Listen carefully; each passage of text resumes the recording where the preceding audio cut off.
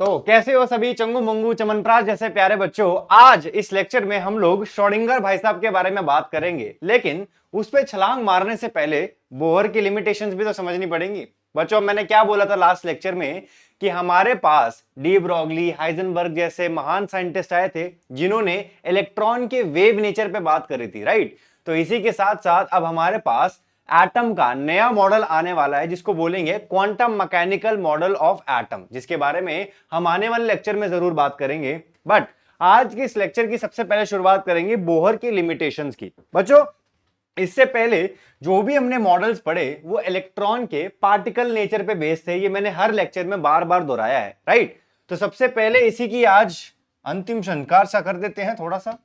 Limitations of Bohr में सबसे पहला पॉइंट जो आएगा बच्चों हमारे पास कि ये जो मॉडल था ये इलेक्ट्रॉन के पार्टिकल नेचर पे बेस्ड था। बट हमको क्या पता चला, इलेक्ट्रॉन का वेव नेचर भी होता है, राइट। तो लिख देते हैं यहां पर बेस्ड ऑन, क्या था ये, based on electron particle nature. ये इसकी पहली लिमिटेशन हो गई, राइट। ठीक है जी। बट साथ ही साथ हमको क्या पता चला कि इलेक्ट्रॉन का कौन सा नेचर है बच्चों, वेव नेचर भी है। अच्छा, इसी के साथ एक और लिमिटेशन है बोहर की, वो ये है कि बोहर का जो मॉडल है बच्चों वो वन इलेक्ट्रॉन सिस्टम है। क्या है ये, वन इलेक्ट्रॉन सिस्टम है। आओ इसका मतलब समझते हैं। वन इलेक्ट्रॉन सिस्टम का मतलब बच्चों ये है कि ये उन एटम्स पे लागू होगा, उन एटम्स पे लागू होगा जिनमें सिर्फ एक इलेक्ट्रॉन है। अब ऐसा कैसे हो सकता है, हम लोग हाइड्रोजन तक तो समझ सकते हैं कि चलो हाइड्रोजन एटम पे एप्लीकेबल है, बट क्या ये हीलियम पे एप्लीकेबल होगा? हीलियम पे बिल्कुल भी एप्लीकेबल नहीं होगा, राइट। तो क्या करना पड़ेगा हम लोगों को, हम लोगों को हीलियम से एक इलेक्ट्रॉन निकालना पड़ेगा और He+ पे एप्लीकेबल होगा। एक और समझो, सपोज हम लोग बोले कि क्या ये लिथियम पे एप्लीकेबल होगा? बिल्कुल भी नहीं होगा।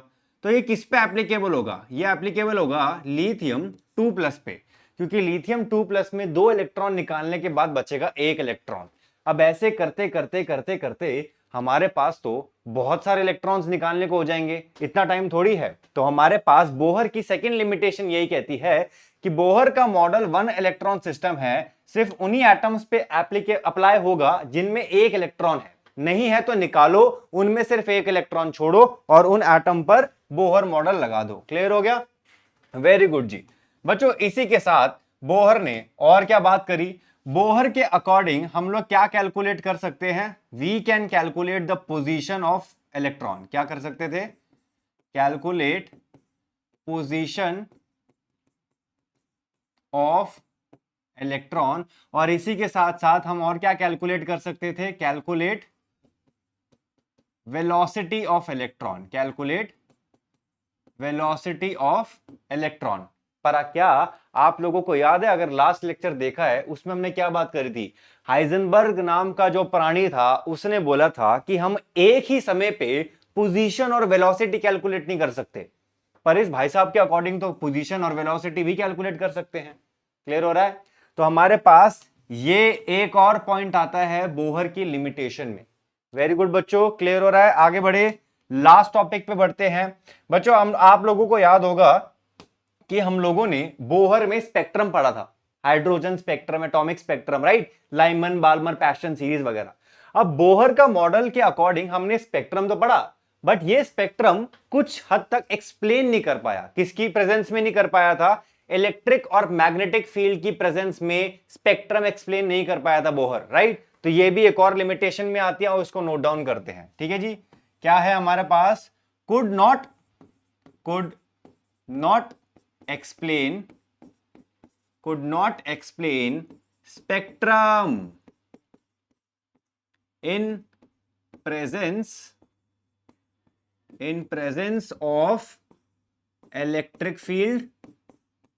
क्या बच्चों? Electric field and magnetic field. बच्चों, इसी के साथ साथ एक और एक्स्ट्रा चीज मैं आप लोगों को बता देता हूं, वो ये है कि इलेक्ट्रिक फील्ड की प्रेजेंस में जो स्पेक्ट्रम होता है बच्चों उसको बोलते हैं हम स्टार्क इफेक्ट। क्या बोलते हैं? स्टार्क इफेक्ट बोलते हैं, राइट। और मैग्नेटिक फील्ड की प्रेजेंस में जो इफेक्ट होता है उसको बोलते हैं बच्चों जीमन इफेक्ट। क्या बोलते हैं? Zeeman effect. तो कायदे से कभी ये बोले कि Bohr could not explain Stark effect and Zeeman effect का मतलब ही यही है, स्टार्क इफेक्ट इलेक्ट्रिक फील्ड की प्रेजेंस में, जीमन मतलब मैग्नेटिक फील्ड की प्रेजेंस में। क्लियर हो रहा है?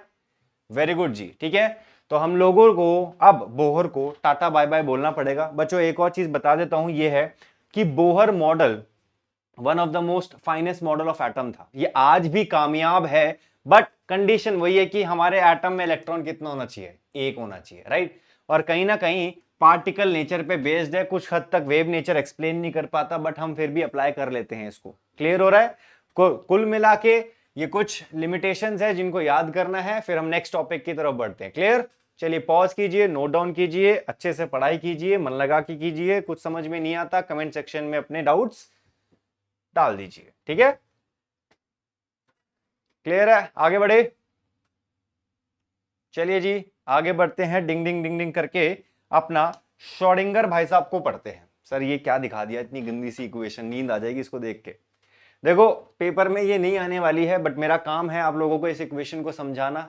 ये श्रोडिंगर भाई साहब कौन है, क्या होने वाला है इसके बाद, अब चैप्टर में उसको समझते हैं। ठीक है, तो बच्चों शुरू करते हैं, धीरे धीरे आराम आराम से समझना है चीजों को। चलो आओ, तो हमारे पास ये जो श्रोडिंगर भाई साहब है बच्चों, ठीक है, बहुत ही जाना माना साइंटिस्ट है। ठीक है, इसने क्या दिया आपको, क्वांटम मैकेनिकल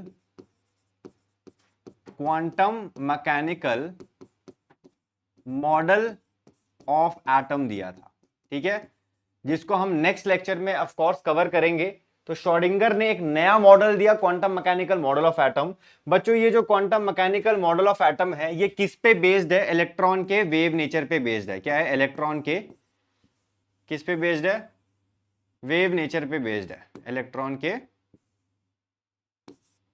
वेव नेचर पे बेस्ड है। ठीक है जी, क्योंकि हम लोगों को पता चल गया ना इलेक्ट्रॉन का कौन सा नेचर है, वेव नेचर है। चलो जी, अब इसकी जरूरत क्या थी, ये हो क्या रहा है, वेव इक्वेशन क्या है, समझते हैं इसको। बच्चों अब तक बचपन में जो हम पढ़ते आए थे वो सिंपल सा फंडा ये था कि आपका सेंटर में तो न्यूक्लियस भाई साहब है, मस्त बैठा है। ठीक है, और आपका जो इलेक्ट्रॉन भाई साहब है वो न्यूक्लियस के अराउंड रिंगा रिंगा रोजेस खेलता था। न्यूक्लियस के अराउंड रिंगा रिंगा रोजेस खेलता था जब तक उसका पार्टिकल नेचर था। बट अब इलेक्ट्रॉन का कौन सा नेचर आ चुका है? वेव नेचर आ चुका है। इसका मतलब है कि ठीक है वो गोल गोल तो घूम रहा है, पर क्या पता किस समय वो कहां है, क्योंकि उसका नेचर क्या है? वेव नेचर है। क्या है उसका? वेव नेचर है। तो हमको क्या पता उस समय वो कहां है? क्लियर हो रहा है? इसलिए श्रोडिंगर ने अपनी एक वेव इक्वेशन दी एक्सप्लेन करने के लिए कि इलेक्ट्रॉन एटम के अंदर कहां हो सकता है, क्या होने वाला है, क्या नहीं होने वाला है। क्लियर हो गया? ओ वेरी गुड जी। अब थोड़ा थोड़ा समझते हैं। बच्चों आप लोगों को पता है कि हमारे पास 3 डायमेंशनल की दुनिया है, राइट, और उसमें हमारे पास कुल मिला के 3 एक्सेस आती हैं। एक आपकी एक्स एक्सेस हो गई, वाई एक्सेस हो गई, जेड एक्सेस हो गई, राइट। तो मैंने यहां पर काइंड ऑफ जो वेव नेचर शो करने की कोशिश करी है कि एक वेव किसी भी एक्सिस पर हो सकती है, x axis, y axis, z axis. तो श्रोडिंगर ने यही तो करा यहां पर। यह आपकी एक्स, वाई और जेड कुल मिला के 3 एक्सिस पर उसने एक्सप्लेन करने की कोशिश करी है इलेक्ट्रॉन का वेव। क्लियर हो रहा है? तो हम लोग यहां पर क्या बोल सकते हैं कि ये वाला जो पोर्शन है बच्चों, ये वाला जो पोर्शन है, रंग दूसरा लेते हैं, ये वाला जो पोर्शन है ये क्या हो गया आपका? Derivative of x, derivative with respect to x axis. ठीक है जी, सेम टू सेम ये वाला क्या हो जाएगा आपका? Derivative with respect to y axis, और ये लास्ट हो गया आपका डेरिवेटिव ओ जी with respect to z axis. ठीक है जी, तो आपका इलेक्ट्रॉन का वेव नेचर है वो किसी भी समय किसी भी एक्सिस पर हो सकता है, उसी के डेरिवेटिव्स के बेस पर हम उसका वेव फंक्शन एक्सप्लेन करते हैं। बच्चों ये जो सिंबल देख रहे हो आप, ये वाला, ये जो है इसको बोलते हैं हम वेव फंक्शन। बच्चों क्या बोलते हैं इसको हम? ये। ठीक है जी, अच्छे से बनाते हैं। ये जो है आपका बच्चों ये होता है वेव फंक्शन। क्या होता है? Wave function. क्या एक्सप्लेन कर रहा है? ये आपका इलेक्ट्रॉन का वेव नेचर एक्सप्लेन करता है। क्लियर हो गया? चलो जी, कुल मिला के ये हमारे पास प्रॉपर एक कांस्टेंट आता है, एच आपको पता है प्लैंक्स कांस्टेंट है। अच्छा, इसी में ही बच्चों ये जो E है इसको बोलते हैं हम टोटल एनर्जी। क्या बोलते हैं? Total energy. और ये जो V है इसको बोलते हैं हम बच्चों पोटेंशियल एनर्जी। क्या बोलते हैं इसको हम? Potential energy. ठीक है, देखो घबराने की जरूरत नहीं है, मैं फिर से बोल देता हूं, इस इक्वेशन पे क्वेश्चंस नहीं आने वाले हैं, बस मैं बता रहा हूं कि श्रोडिंगर की वेव इक्वेशन क्या है, कल को अगर सामने आती है तो। ठीक है, थोड़ी थोड़ी चीजों के बारे में हम बात जरूर करेंगे। मैंने मोटे मोटे तौर पर आप लोगों को यह समझा दिया है। हम इलेक्ट्रॉन का अब वेव नेचर पढ़ रहे हैं, उसी के लिए श्रोडिंगर ने अपना quantum mechanical model of atom दिया, जिसको अगले लेक्चर में हम लोग कवर करेंगे। और साथ ही साथ श्रोडिंगर की एक वेव इक्वेशन थी जिसमें वेव एक्सप्लेन करी गई है हर एक्सिस पर एक्स वाई जेड, और वेव फंक्शन को एक्सप्लेन करा गया है जो एक्सप्लेन करता है आपके इलेक्ट्रॉन का वेव नेचर। ठीक है जी, इसी में ही टोटल एनर्जी और पोटेंशियल एनर्जी को भी कैलकुलेट करा जाता है, कुल मिला के इज इक्वल टू 0 पुट करा जाता है। शाबाश जी, आगे बढ़ूं, इसको पॉज करके आप लोग नोट डाउन कर सकते हैं। फिर एक छोटा सा टॉपिक है, उसी के बाद फिर हम मॉडल ऑफ एटम ये वाला कवर करेंगे। ठीक है, करें शुरू, आगे बढ़े, पॉज कीजिए, नोट डाउन कीजिए, फिर हम आगे बढ़ते हैं। करें शुरू, चलो बच्चों शुरू करते हैं, अपने नेक्स्ट टॉपिक की तरफ बढ़ते हैं, ऑर्बिट और ऑर्बिटल्स। ठीक है बच्चों, ऑर्बिट आप लोग 9th और 10th क्लास में पढ़ के आए हुए हो, वही जो न्यूक्लियस के अराउंड इलेक्ट्रॉन रिंगा रिंगा रोजेस खेलता है, वही सब है। ऑर्बिटल आपके लिए ये जो है, ये आपके लिए इस बारी के लिए एक नया प्राणी है, इसको समझते हैं क्या है क्या नहीं है। आओ जी, तो बच्चों सिंपल सा एक फंडा समझते हैं। मैंने क्या बोला, आपके पास कोई और रंग लेते हैं। ठीक है जी, ये हो गया आपका एक एटम, जिसके सेंटर में क्या होता है? न्यूक्लियस होता है। ठीक है जी, सेंटर में न्यूक्लियस ले लिया, और इलेक्ट्रॉन न्यूक्लियस के अराउंड क्या करता है? रिंगा रिंगा रोजेस खेलता है, राइट। तो ऑर्बिट हम बोलेंगे, ऑर्बिट क्या होता है? ऑर्बिट बेसिकली होता है आपका एक, ठीक है ना, region where electron revolve around nucleus. ठीक है बच्चों, ये जो रीजन है ये बेसिकली आपका एक सर्कुलर पाथ है। क्या है ये? आपका एक सर्कुलर पाथ होता है। ठीक है जी, क्या होता है? सर्कुलर पाथ होता है। ठीक है, वेरी गुड जी, आगे बढ़ते हैं बच्चों।